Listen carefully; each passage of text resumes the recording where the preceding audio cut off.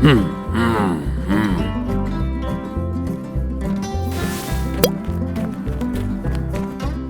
howdy, my fellow peeperinos, and welcome back to another episode of Gettin Fit.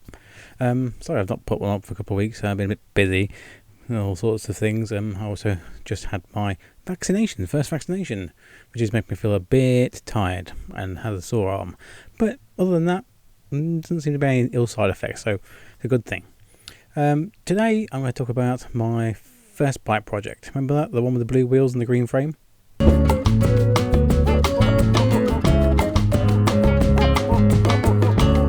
Yeah, that's the one. That's going on the back burner for a bit because I had a little think. I also have this bike, which is a silver aluminium frame GT mountain bike.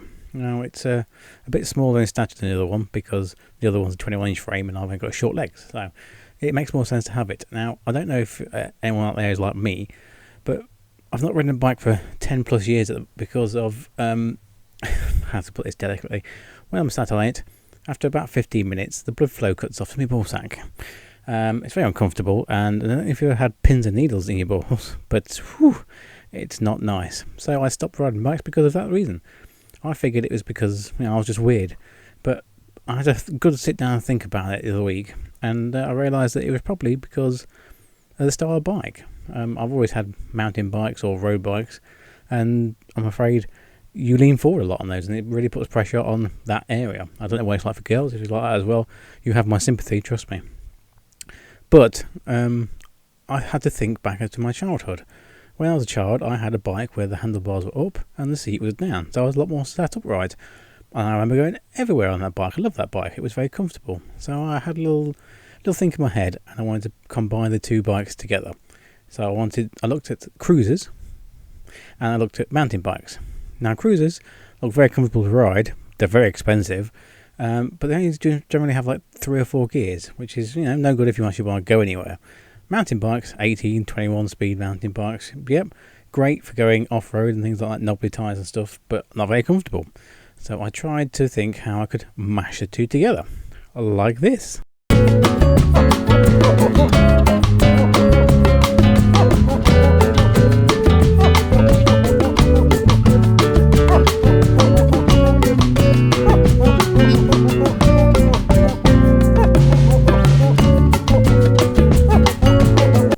As you can see, what I did was I went on the delights of Amazon and I bought myself a set of handlebars for, I think it was an old 70s rally style touring bike, and I also bought an adjustable angle headset thing for the bike so I could raise the handlebars up as well. I also changed the seat for a much more softer seat because I'm getting old and I'm delicate. I don't want to sit on one of those ones that slice right in between your bum cheeks.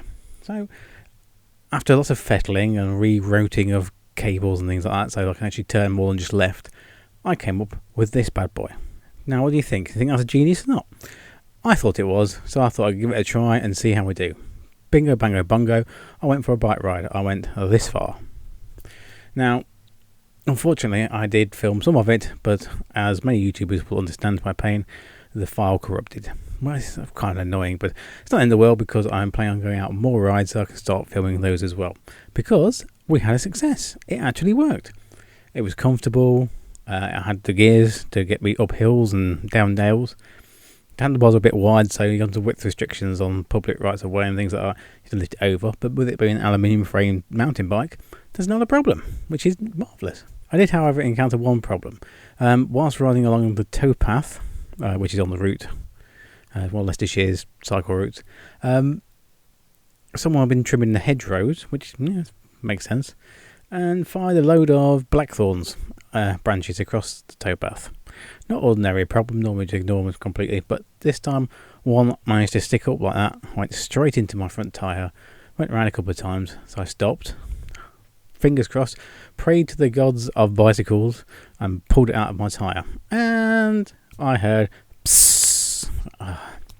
So I managed to make it around the rest of the bike ride and back home again. The trouble was, on the way back home, it was deflating quite a bit, so it was a massive amount of drag. Now, with it being a mountain bike tyres, they're knobbly anyway, so they were already dragging on the road, so that was a bit more of a struggle. But we made it back. So hopefully this shows you what I've been doing recently, so that bike rides and things like that. I do have another one coming up soon, which is another piece of how can I put this? Equipment. Say equipment, yeah. Which it's portable, folds up. Hopefully I can take away on trips and things like that, because the car won't hold a bike rack. So I need to find some way of getting exercise but having fun and involving two wheels. So stay tuned and you'll see what's coming up next time, hopefully. Well, I hope you enjoyed this small video, just to let you know how I'm getting on. If you did, don't forget to leave me a thumbs up. Don't forget also to subscribe to the channel. Thank you so much to everyone subscribed so far. It's been going mad the last couple of weeks. People have been subscribing, lots of views and things like that. And I really, really do appreciate it. It really cheers me up. Thank you so much to everyone who's done that. Also, don't forget to check out my social media pages. They're on the screen. They show you things I do on social media, which also includes some of the exercises and things like that. So don't forget to check those out. And once again, I'd like to say thank you for joining me, and I hope to see you next time. Remember, stay safe, watch out for them blackthorns. Much love.